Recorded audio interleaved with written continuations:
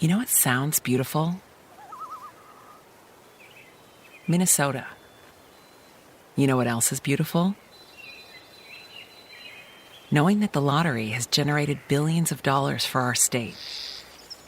Money that has gone to help protect wildlife and habitat and improve our air and water quality. At the Minnesota Lottery, we're playing our part. You can too. Just say, I'm in.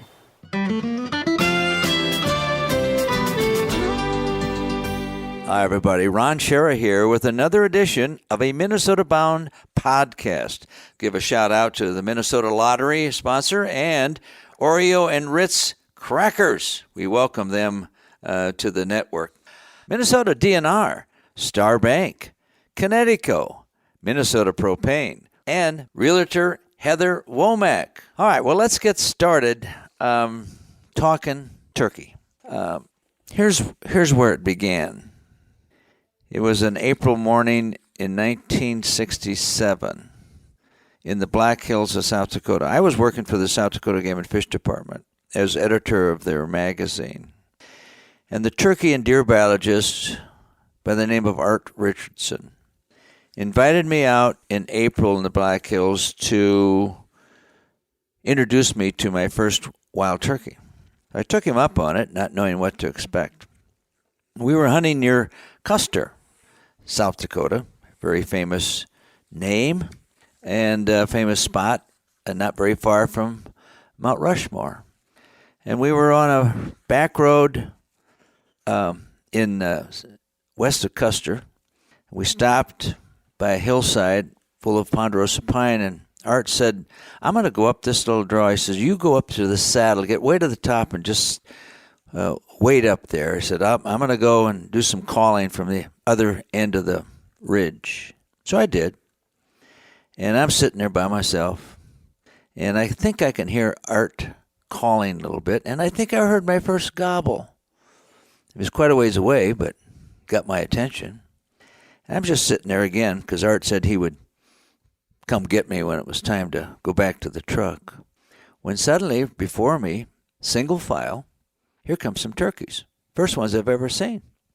Well, you can only shoot the gobblers. Well, my problem was, which one's the gobbler? So here they come, single file. Well, that doesn't look gobblerish. It's got kind of a dull head. And so the second one, the same. Third one, the same. Fourth one, the same.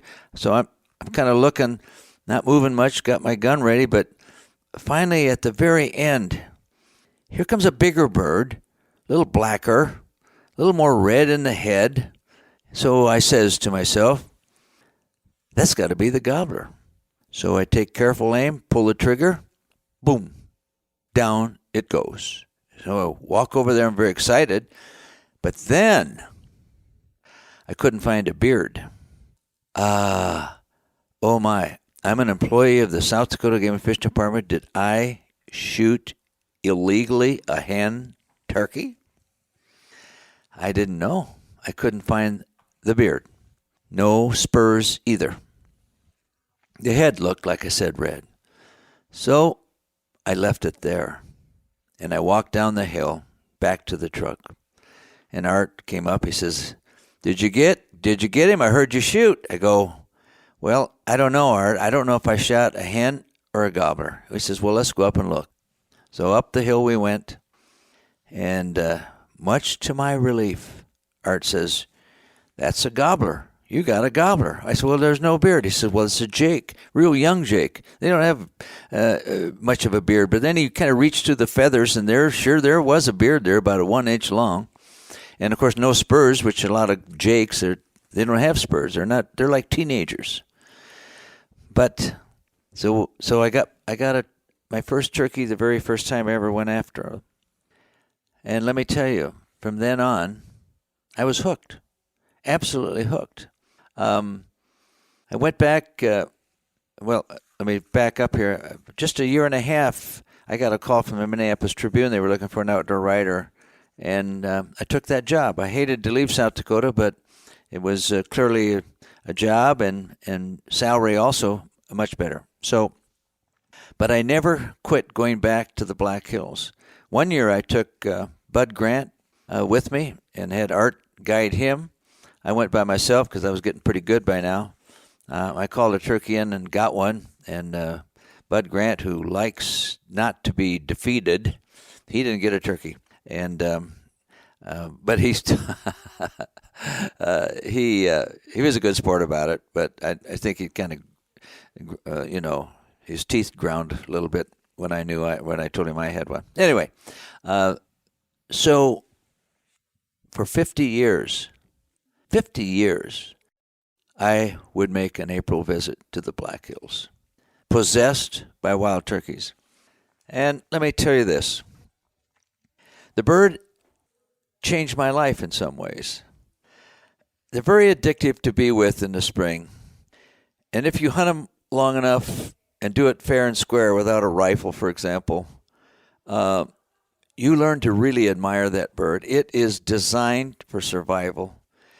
Eyes on each side of its head, and a slight twist of its head, it can basically see 360 degrees. It roosts in trees at night, so it's away from all ground predators like coyotes and fox, etc. The only disadvantage for their tree roosting is owls get them once in a while. And you say, oh, how could a owl get a big old giant gobbler? Well, I witnessed it one time. The owl sails in the middle of the night with its talons clenched and flying at who knows how fast, and collides with that gobbler, knocks him off the branch. The gobbler falls to the ground, confused by what's going on in the dark, and the owl pounces and starts ripping. And it might be a slow death, but the owl don't care. But anyways, as I'm saying, the turkey changed my life. As I went back to the Black Hills, I'd come back to Minnesota, and I'd write about it in the Tribune, because Minnesota didn't have turkey hunting. Minnesota didn't really have turkeys, maybe a few in the southeast part of the state, but there was no season. DNR was having trouble getting them started.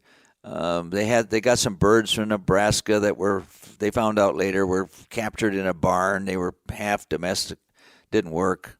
And then they finally got some birds from Missouri, wild ones that they traded rough grouse for.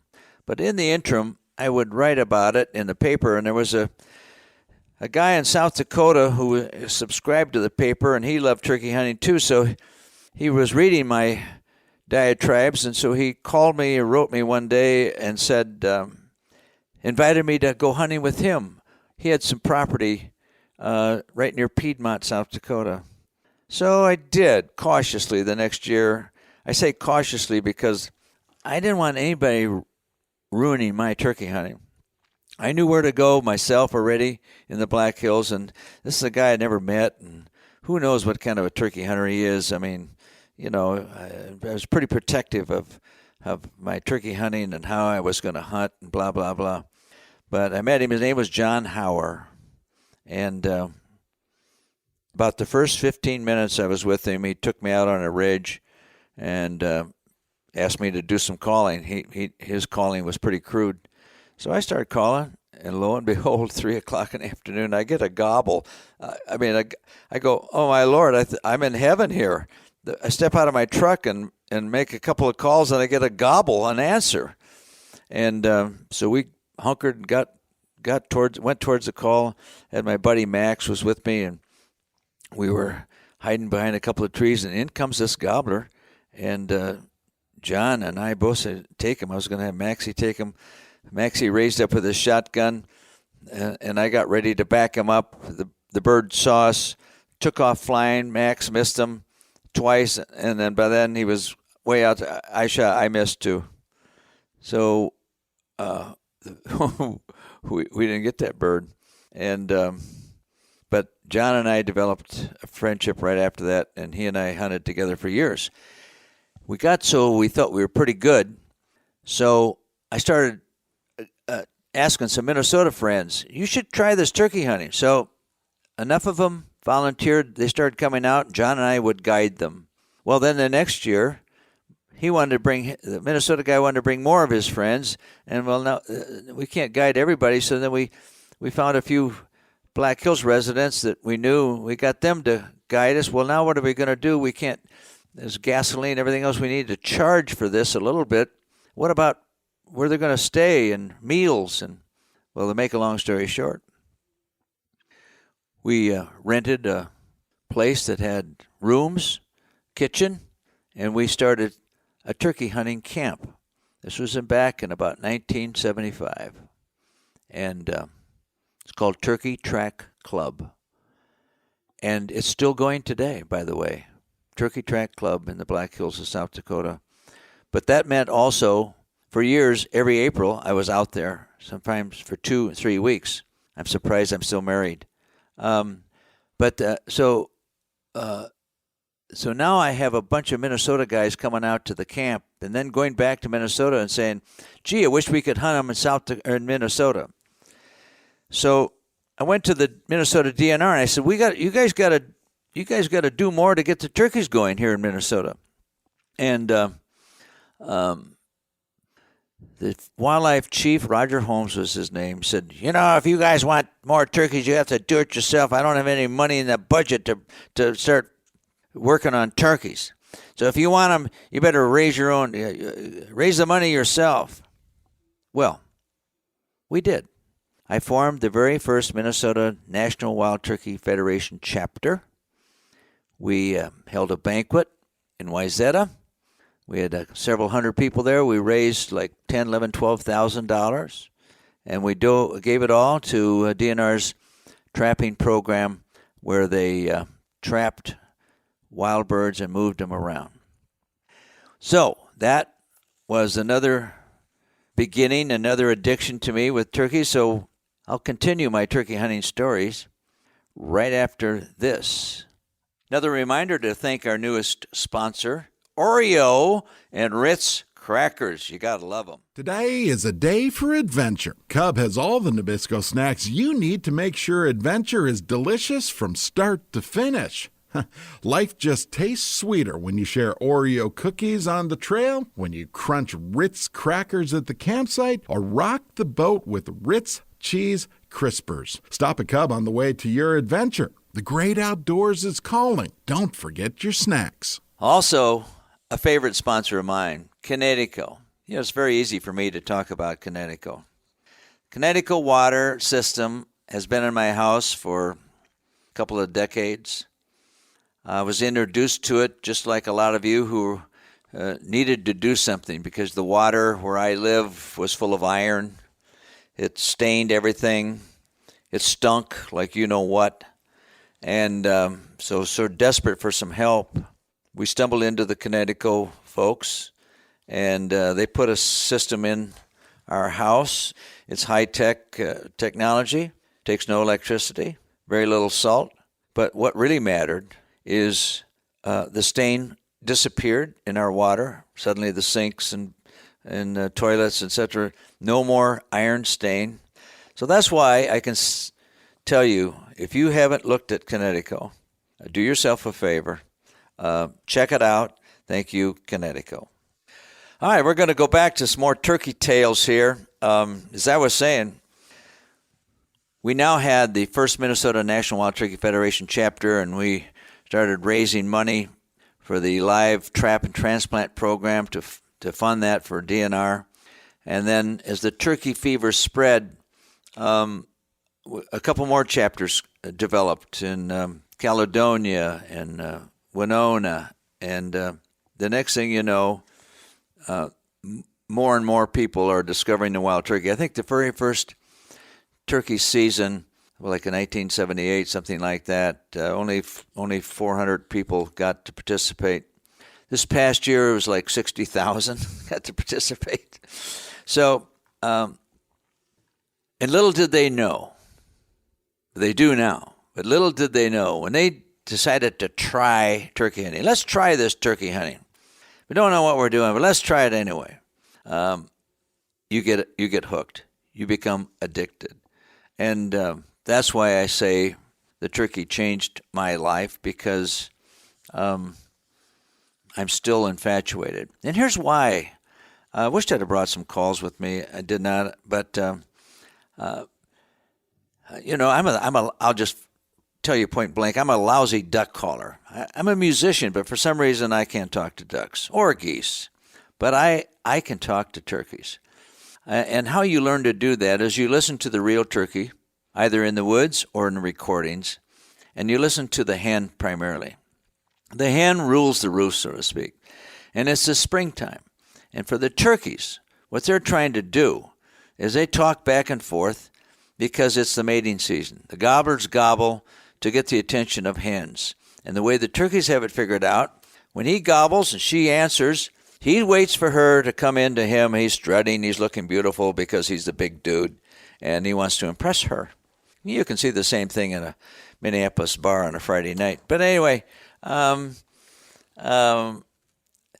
so you learn to talk the hen talk is what you need to do. And some people will say, don't call too often. Well, sometimes that might be the case, but other times you could hear the real hen. She'll yuck, yuck, cluck, cluck, cluck, cluck, cluck, cluck, cluck. She'll go on for 30 seconds. Well, if she can do it, I can do it. And if you have a hen get mad at you, which I often try to do, because they have a pecking order, and often the dominant hen in a flock will answer you, and you can almost tell she's a little PO'd. She's like, what are you doing over there, you hen? You're trying to be the top hen here? I'm the top hen. Well, then she gets into argument with you, and she chirps and clucks at you, and then you answer the same thing to her. And finally, she's going to, maybe, not always, she'll come over to see who you are, and I'm going to beat you up. And when she does, sometimes the old Tom, he's going to come with her because that's one girlfriend. He doesn't want to lose her, and there might be another girlfriend he can entertain at some point. This is an X-rated sport, by the way. But remember what I said. The turkeys have it figured out. The hen's supposed to come to the tom. So that's the challenge for a turkey hunter, to make it enticing enough to fool him into coming to you. If he has hens with him, that's almost impossible, just to tell you. So you might gobble a lot, and you say, oh, he's coming, but then you never see him, and finally the next gobble, he's a little farther away. Well, what happens? The hen that he was with, or hens, they don't want to mess with another hen and have a little squabble. They'll lead him away, and he'll follow. So the key, of course, is finding a lone gobbler who is very, very lonely. And so now when he hears you, this lovely hen chirping in the woods, offering for a little hanky-panky, he's all over that. He might come running, or he might come flying. I've had him fly in. I've had him run in. I've also had him, like I said, totally ignore me. As far as the calls I use, the type of calls, I learned early on to use the diaphragm call in my mouth, but now as time goes by, that does a lot of things, the diaphragm call. Some people can't master it. Some people gag on it, whatever. No problem. There's two calls you really need to have, and that's a good box call and a good slate call.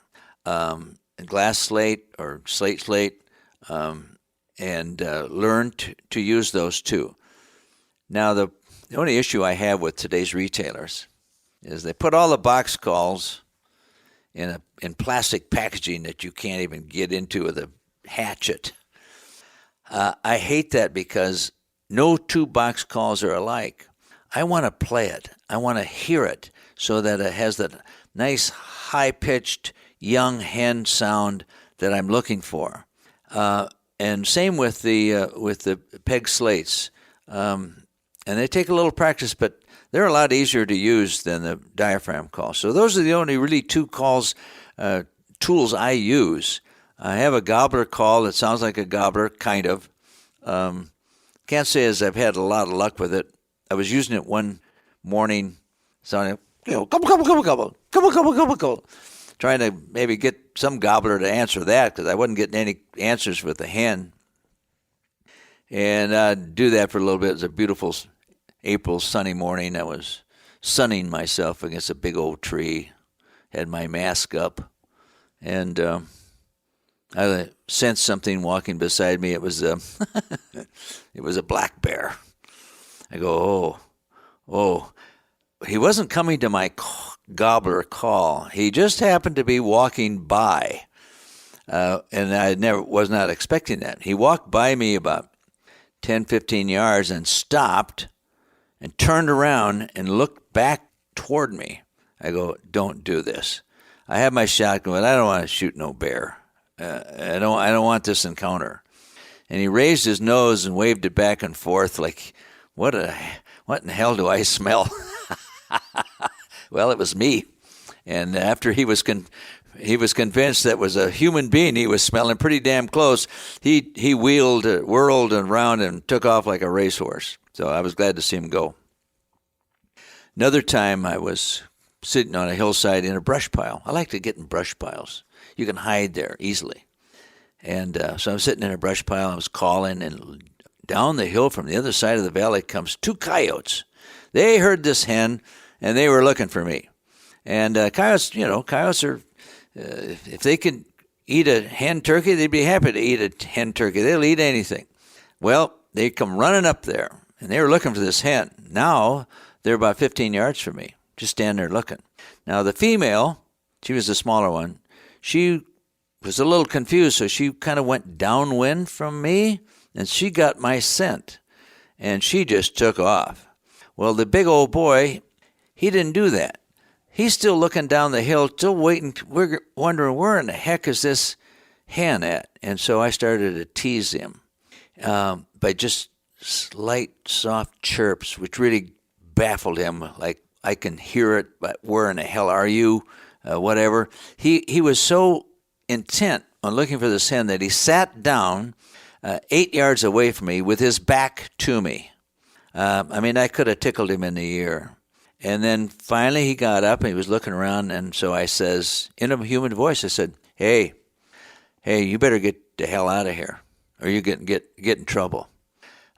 Clearly, he had never heard a human voice because he didn't know how to react to that either. He just kind of, what was that, So finally, I just started to stand up, get out of the brush pile. And when he saw that, I think he's still running. So that's just a couple of things that happen to you with turkey hunting. I've had coyotes stalk me before, see all kinds of other critters, a few deer ticks. You don't want them. But the turkey takes you to sunrises, great sounds in the woods. I've hunted turkeys in Florida, Mississippi, Georgia, Iowa, Wisconsin, South Dakota, Nebraska, Kansas, and Hawaii. Did you know turkeys are in Hawaii? A lot of people don't. Turkeys, there are turkey hunting seasons in 49 of the 50 states. And the only one that's missing, I'll give you that answer right after this. We want to thank our sponsors, Minnesota Propane. Hey, I'm Laura Schara, and did you know, according to the Environmental Protection Agency Energy Star program, that propane is almost 3 times more efficient than grid electricity?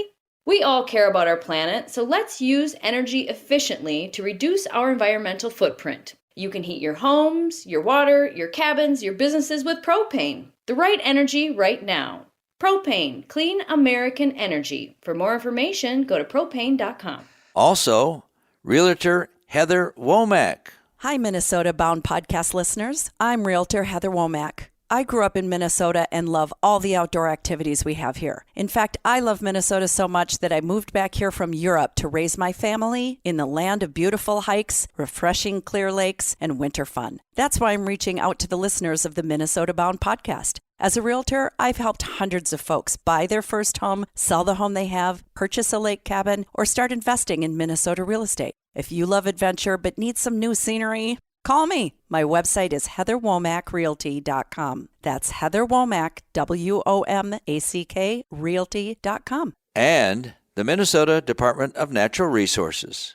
I just want to thank the Minnesota DNR, and as we know, Minnesota's wildlife management area are a vast array of lands across all of Minnesota, and there are approximately 1,400 wildlife management areas that are valued for wildlife and Minnesota's outdoor recreation opportunities. So speaking of recreation, to find out more about Minnesota's wildlife management areas, you can go to mndnr.gov/WMAS. Well, welcome back again to this edition of the Minnesota Bound Podcast. Ron Schara here with you. We're talking turkey. And as I was saying, there are turkey seasons now in 49 of the 50 states. Which state does not have a turkey season? Well, if you said Hawaii, you're wrong. If you said California, you're wrong. If you said New Jersey, you're wrong. If you said Maine, you're wrong. If you said Alaska, you're right. No turkey season in Alaska, perhaps very few birds there for obvious reasons. So let me finish with this thought about, in Minnesota, there's still some debate whether they were ever native or not. Personally, I think they were. I have some diaries from great relatives of mine who lived just not very far from Rochester, Minnesota, but in Iowa, who wrote about the men going out to hunt deer and turkeys. So they were at least that close. But it doesn't matter now. Today, Minnesota has all kinds of turkeys. As far north as even Marshall, Minnesota. I mean, it's amazing how these birds have survived and spread on their own, as well as help from hunters and DNR. And so when you look at it from that standpoint, the wild turkey represents one of Minnesota's greatest conservation stories, a great conservation comeback story. And we should be proud of that. You know, sometimes we get the idea that the world's going to hell, including Minnesota, water issues, invasive species in our lakes. This is going away. This is disappearing. We got CWD in our deer, and you can sometimes think that the world is ending or about to end or should end, and nothing's going right. But that's not true. And the wild turkey is a good example of that. These are the good old days of wild turkeys in Minnesota, and we shouldn't forget that. Plus, one more thing before I close here. The bird is excellent eating. The turkey that you have on your Thanksgiving dinner originally was a wild turkey, and they became domesticated. And so the wild one tastes just as good, but it's because it's wild, it's not as fat, and its meat can be dry if you cook it incorrectly.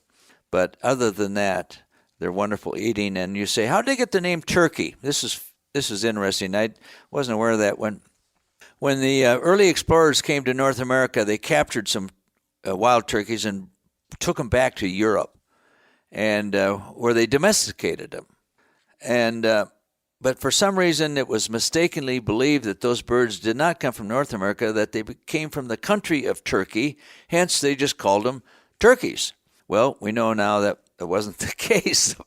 It's a nice name, though, Turkey. But they came from North America. Turkeys were only native in the whole world in North America, nowhere else. And so we're left with the joys of having now Minnesota filled with wild turkeys, a wonderful game bird, beautiful to look at, awesome to hear, awesome to eat, and addictive to hunt. So with that, I'm going to say good hunting to you.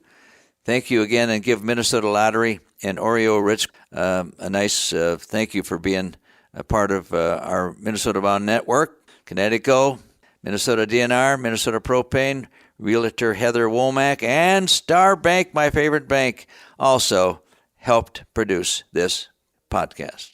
See you later. Ron Schara signing out.